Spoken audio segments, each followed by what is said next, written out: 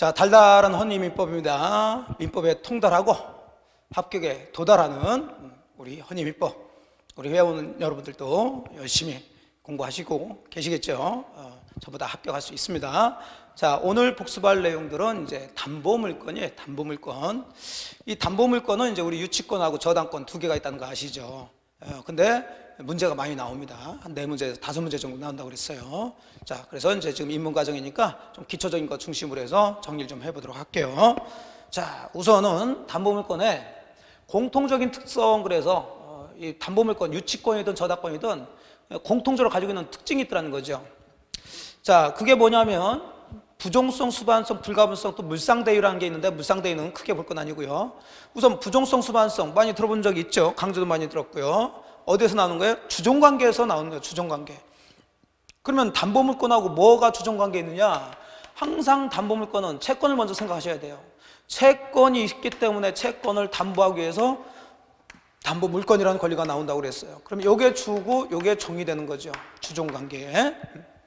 그럼 결국 부종성, 수반성은, 자, 부종성은 종된 권리인 담보물건은 채권 운명을 같이 한다, 의존한다, 그 얘기니까, 자, 채권이 성립하지 않으면 종인 담보물건 성립할 수가 없고, 채권이 소멸되면 담보물건도 당연히 소멸이 된다.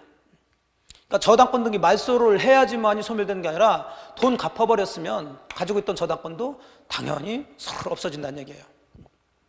그 다음에 수반성. 자, 수반성은 같이 다닌다는 얘기니까 채권 다른한테 넘기면 당연히 종인 담보물건도 따라가야 된다는 얘기죠. 이걸 수반성이라고 그래요. 따라서 이전한다. 물론 이제 나중에 또 자세히 들어갔지만 수반성, 절대성이 절대적인 게 아니라고 그랬습니다. 그건 뭐 나중에 보고.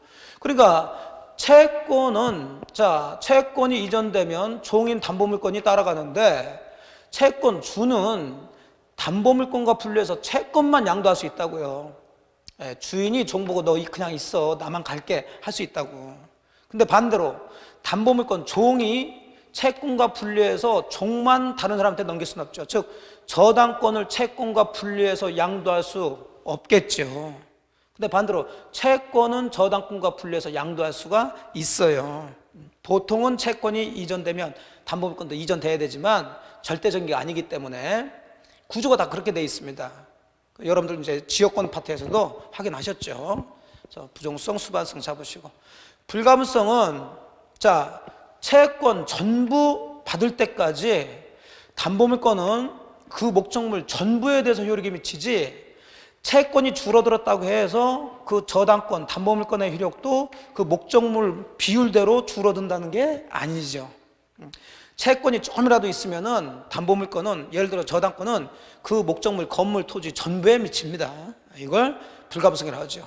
그리고 채권이 제로가 됐을 때 담보물건도 당연히 소멸하게 되는 거고요. 자, 이런 특징을 가지고 이제 오늘은 담보물건 2개 중에서 유치권에 대한 얘기를 한번 복습을 해보죠.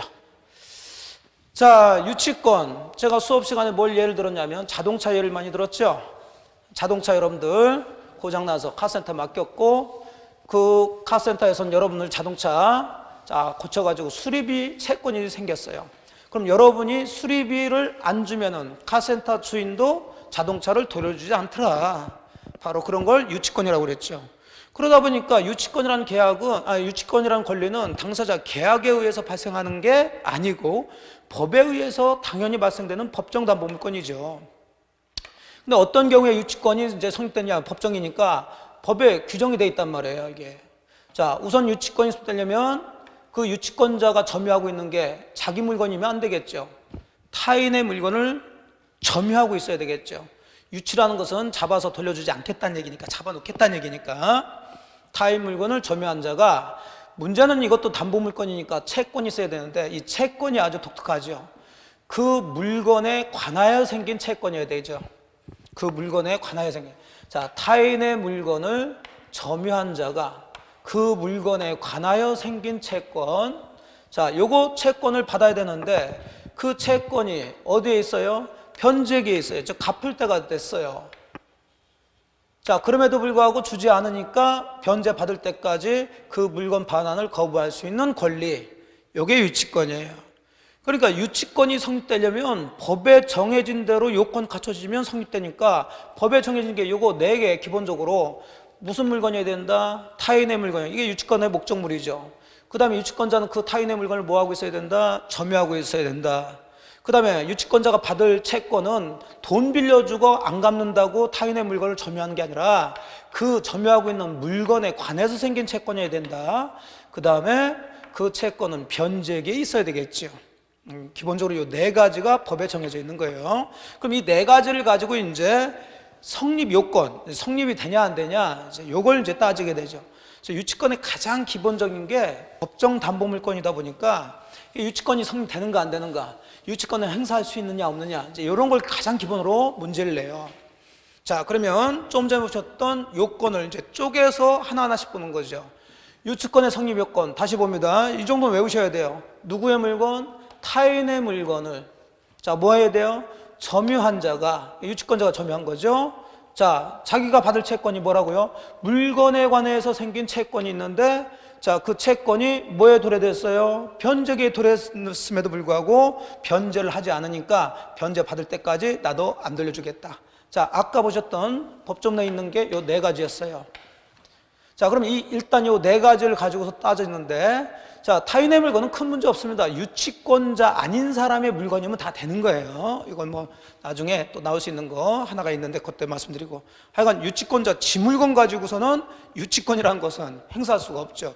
유치권은 잡아서 돌려주지 않겠다는 얘기인데 자기가 자기 물건 잡아놓고 뭘 돌려주지 않아. 말도 안 되는 소리죠. 네.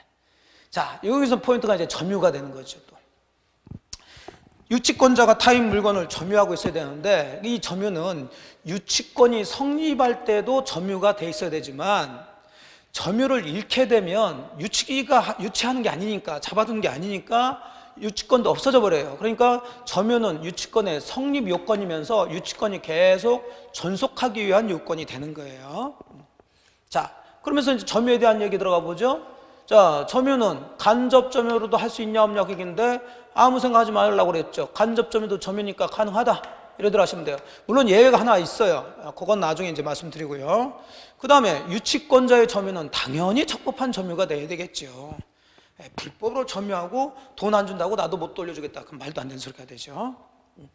자, 그 다음에 세 번째 이제 채권 들어갑니다.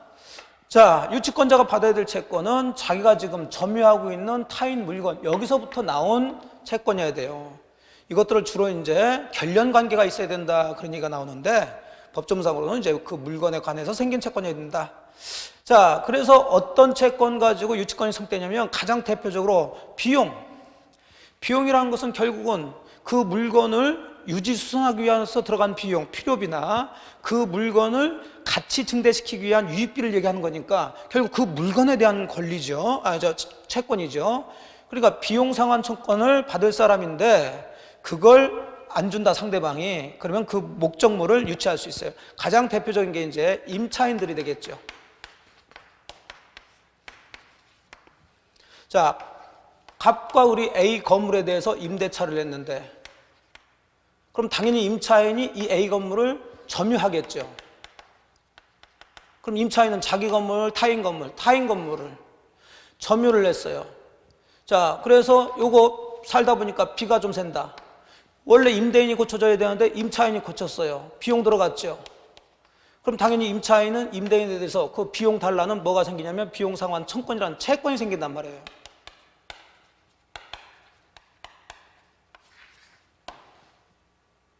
자, 그런데 임대차 기간이 끝날 때까지 이 사람이 안 주더라. 자, 그렇다면 임차인 입장에서는 타인 물건을 점유를 하고 있었고 그 물건, 건물로부터 나온 채권이 있는데 줄 때가 됐음에도 불구하고 안 주니까 나도 그러면 이 건물 안 돌려주겠다, 유치권 행사할 수가 있는 아주 대표적인 거죠. 그 다음에 이제 건물, 공사하고서 이제 공사대금 안 주니까 그 공사대금 받기 위해서 자기가 진 건물에 대해서 또는 자기가 그 공사한 건물에 대해서 이제 유치권 행사하는 거. 흔히 이제 여러분들이 많이 보시는 유치권이 이런 것들이죠. 그러니까 이런 거 가지고서는 유치권 행사할 수 있는데, 자, 이 보증금 채권 가지고, 자, 임대차 계약을 해서 만일에 여기 보증금을 한 1억을 줬다. 그리고 이제 들어가서 합니다. 근데 기간 다 끝났는데 이 사람이 보증금을 안 내죠. 그럼 임차인 입장에서는 보증금 달라는 채권이 있다는 얘기인데, 보증금 안 내주면 임차인은 임대차 기간이 끝났다 하더라도 건물을 돌려주지 않아도 되긴 되는데, 그건 유치권이 아니란 말이에요. 그건 유치권에 의해서 건물을 반환 거부할 수 있는 게 아니고, 나중에 배우시지만 이 보증금 반환 채권은 이 물건에 관해서 생긴 채권이 아니라 임대차 계약을 하면서 줬기 때문에 이걸 동시행 항변권이라고 그래요. 임대차가 끝나면 임대인은 보증금 줘야 될 의무가 있고 임차인은 건물을 돌려줄 의무가 있는데, 이 양쪽의 의무는 자 법적으로 나중에 보시면 동시에 뭘 해야 된다고요? 이행을 해야 된다고 그래요. 그러면 결국 끝났으면 임차인은 임대인으로부터 보증금을 받으면서 이 건물을 돌려줘야 되는데, 이걸 안 받았으니까 나도 못 돌려주겠다 해서 항변할 수가 있어요. 이걸 동시행 항변권이라고 합니다. 계약법에서 배우세요. 결국 보증금을 받지 못하면 임차인은 그 건물 돌려주지 않아도 되는데, 그건 유치권이 성립돼서 돌려주지 않는 게 아니라 동시행 항변권이 있기 때문에 돌려주지 않는 거다. 근거가 다릅니다. 어쨌든 보증금 반환 채권 가지고선 유치권이라는 것은 성립할 수가 없어요. 그 다음에 매매대금 채권도 마찬가지죠. 매매 계약으로부터 나온 거지 물건으로부터 나온 건 아니란 말이죠. 이런 거 가지고서는 유치권 행사할 수 없다. 그래서 유치권이 성립되는 채권과 그렇지 않은 채권 구별하시고, 자, 뭐 변제기 도래된다는 것은 큰 문제 없고요. 자, 5번 같은 경우는 법에 정해진 이 네 가지가 다 갖춰졌으면 기본적으로 법정 담보물권이니까 유치권이 성립돼야 되는데, 이 유치권에 관한 법조문은 임의 규정이에요. 원래 물권법은 강행 규정이 많아서 그거 위반하게 되면 무효가 되는데, 자, 이 유치권을 규정한 법조문은 임의 규정이기 때문에 당사자끼리 유치권은 행사하지 않기로 하자, 성립하지 않기로 하자, 특약을 하면 그 특약이 유효입니다. 이것도 종종 자주 나오는데, 유치권 배제 특약은 할 수 있다고요. 유효가 됩니다. 그러면 유치권이 성립되려면 그 유치권을 배제하는 특약이 없어야 되겠지요. 예, 그래서 마지막 유치권 배제 특약이 부존재해야 된다. 그래서 최종적으로 결국 유치권이라는 것이, 이런 법정 담보물권이 성립돼서 행사하기 위해서는 이 5가지를 전부 다 갖춰졌을 때, 그때 유치권이라는 게 성립이 된다는 거죠. 자, 정리하셨나요? 성립 요건 정도만 이제 보시고 효력은 나중에 이제 보도록 하죠. 그러면 요거와 관련된 문제를 한번 풀면서 오늘 복습을 끝내도록 하겠습니다. 자,